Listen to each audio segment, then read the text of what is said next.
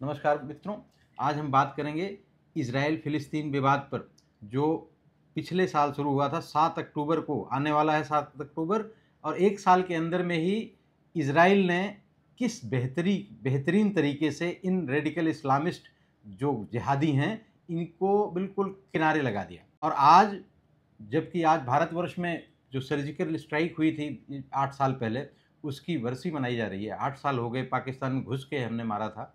भारत के सेना ने घुसकर पाकिस्तान में एयर स्ट्राइक की थी, उसका जश्न मनाया जा रहा है। उधर इजराइल लेबनान के अंदर घुस गया।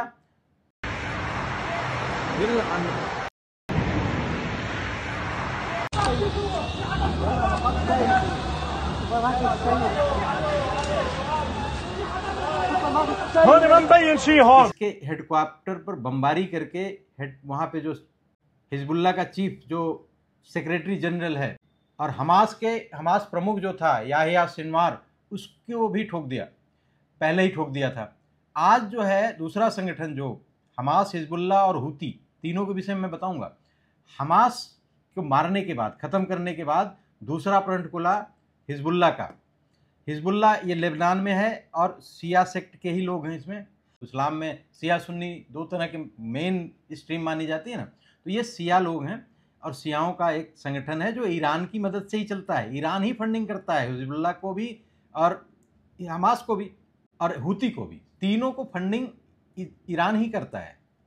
और ईरान में जो आयतुल्लाह खुमैनी जो बैठा हुआ है, ये बिल्कुल रेडिकल इस्लामिस्ट लोगों का संगठन है जिसने कब्जा कर रखा है। ईरान के सामान्य लोग भी नहीं चाहते हैं कि ये आदमी सत्ता में रहे, लेकिन वहाँ तो लोकतंत्र टाइप की चीज़ है नहीं। वहाँ तो जो सत्ता में आ गया, मुल्ला मौलानाओं की सरकार ईरान में चल रही है और ये खुलकर आतंकवादियों को रेडिकलाइज करते हैं।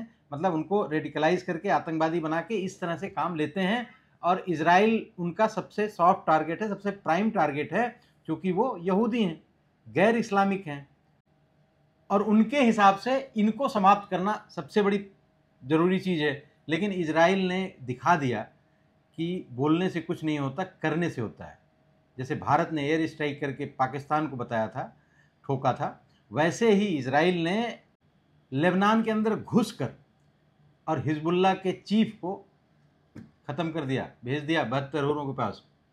हिजबुल्लाह का मतलब ही होता है अल्लाह की फ़ौज, तो अल्लाह की फ़ौज अल्लाह के पास पहुंच गई, इसका चीफ पहुंच गया। इससे पहले आपने सुना ही होगा किस तरह से पेजर ब्लास्ट करके 2,500-3 हज़ार जो आतंकवादी थे हिजबुल्लाह वाले, इनके तो अंडकोश ही उड़ा दिए। अब ये 72 होरों के पास पहुंचेंगे भी तो किसी काम के नहीं है। तो इस तरह से पहले हमास को लगभग समाप्त किया। अब हिजबुल्लाह की स्थिति बहुत बुरी है और बताया जा रहा है कि ईरान का जो सुप्रीम लीडर है आयतुल्लाह अली खुमैनी जो है, ये कहीं छुप गया। ये इसको लग रहा है कहीं हमारे ऊपर भी अटैक ना हो जाए।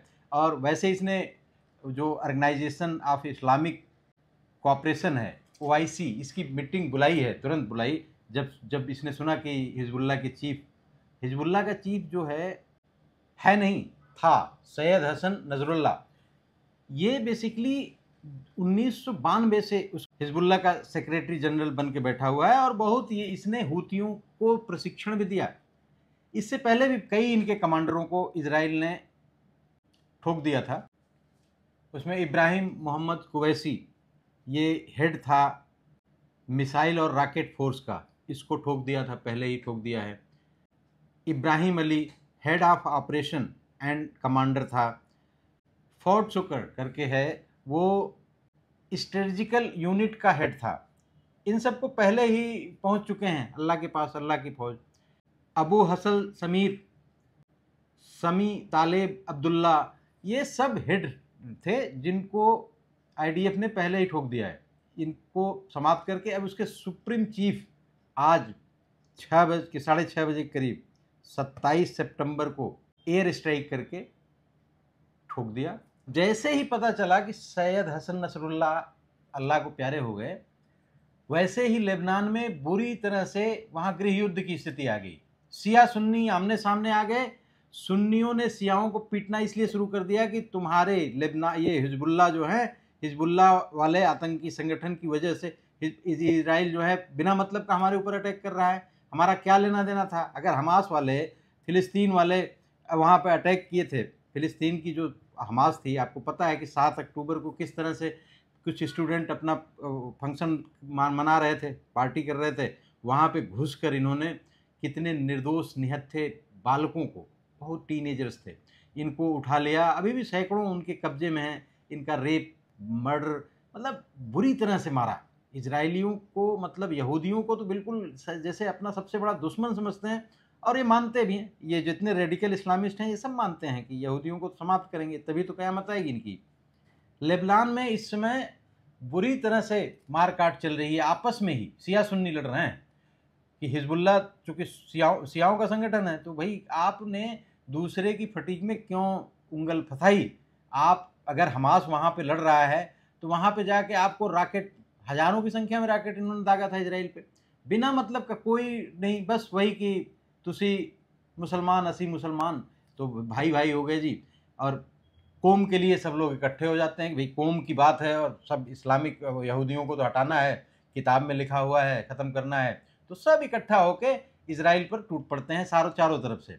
लेकिन सब मतलब सब नहीं, जैसे सऊदी अरब है या यूएई है, ये सब बिल्कुल न्यूट्रल, ये शांत रहते हैं, बल्कि ये जानते हैं कि ये गलत चीज़ हो रही है इजराइल के साथ। इजराइल को ज़बरदस्ती का, बिना मतलब का दुश्मन बना के रखा हुआ है। लेकिन इजराइल भी हल्का नहीं है। इजराइल के राष्ट्रपति नेतन्याहू ने आज यूएन में खड़े होकर ये बताया कि किस तरह से ईरान रेडिकलाइज्ड हो गया है और किस तरह से ये खतरा बन गया है, सिर्फ मिडिल ईस्ट में नहीं बल्कि पूरे विश्व के लिए ये खतरनाक चीज़ है। जो रेडिकल इस्लामिस्ट जिस तरह से रेडिकलाइज होके और गैर बिलीवर्स पे अटैक करते हैं, उनको मारते हैं, उनको हत्या करते हैं, आप उनके भाषण को सुनिए, फिर बात करते हैं।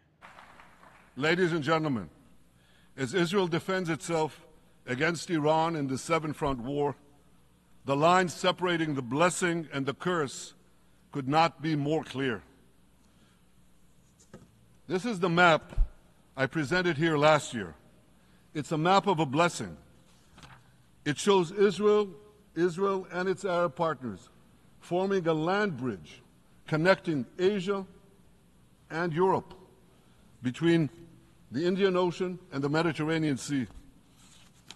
Across this bridge, we will lay rail lines, energy pipelines, fiber optic cables, and this will serve the betterment of 2 billion people. Now look at this second map. It's a map. Look at the second map. It's a map of a curse. It's a map of an arc of terror that Iran has created and imposed from the Indian Ocean to the Mediterranean.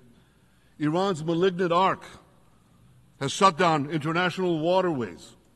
It cuts off trade. It destroys millions, destroys nations from within, and inflicts misery on millions. On the one hand, a bright blessing, a future of hope. On the other hand, a dark future of despair. And if you think this dark map is only a curse for Israel, if you think that, then you should think again. Because Iran's aggression, if it's not checked, will endanger every single country in the Middle East and many, many countries in the rest of the world. Because Iran seeks to impose its radicalism well beyond the Middle East. That's why it funds terror networks on 5 continents. That's why it builds ballistic missiles for nuclear warheads to threaten the entire world. For too long, the world has appeased Iran. It turns a blind eye to its internal repression. It turns a blind eye to its external aggression. Well, that appeasement must end. And that appeasement must end now. आपने देखा कि ये किस तरह से एक तरफ development की बात वो कर रहे हैं कि हम यहाँ पे ट्रेन रूट बनाएंगे, यहाँ पे गैस पाइपलाइन बिछाएंगे, और दूसरी तरफ से ये रेडिकलाइज इस्लामिस्ट ईरान के नेतृत्व में पूरे मिडिल ईस्ट को नहीं बल्कि पूरे विश्व के लिए खतरा बनते जा रहे हैं। ये लोग पूरे विश्व को बर्बाद करने पे तुले हैं रेडिकल इस्लामिस्ट। अब ईरान हल्ला मचा रहा है कि हम लेबनान में और सीरिया में अपने सैनिक भेजेंगे। उनका विदेश मंत्री बोल रहा है, अरे भाई कुछ नहीं कर सकते हो तुम, तुम्हारे बस का कुछ नहीं है। आपके ईरान में घुसकर इस्माइल हानिया को आईडीएफ ने ठोक दिया, तब तो कुछ कर नहीं पाए, बोले कि बहुत बड़ा रिटेलिएट करेगा ईरान, कुछ नहीं किया, कोई दम नहीं है। ईरान सिर्फ मुंह से बड़ी बड़ी बातें इन लोगों को निकलती हैं। ऐसा देश, छोटी सी संख्या, जनसंख्या, और वो ऐसे घुस घुस के ठोक रहा है, चाहे ईरान हो, फिलिस्तीन हो, लेबनान हो, सीरिया हो, ये जितने भी आतंकवादी संगठन हैं, चाहे हमास हो, हिजबुल्ला हो, हूती हो। हूती तो बिल्कुल अब हूतियों का ही नंबर है। जब हमास ख़त्म हो गया, हिजबुल्ला ऑलमोस्ट ठोक ही दिया है, थोड़ा बहुत बचे हैं, वो चल रहा है अभी कार्यक्रम उनका। और मुझे ऐसा लगता है कि अब हूतियों का नंबर आएगा। हूती बेसिकली समुद्री डकैत टाइप के हैं, इनको भी ईरान ही फंडिंग करता है, सारा ट्रेनिंग वगैरह ये सब मिल जुल के ही करते हैं। इनका एक मात्र टारगेट, मतलब रेडिकल इस्लामिस्ट का जो टारगेट होता है वही इनका टारगेट होता है। उसमें सिर्फ युद्ध लड़ रहा है इजराइल।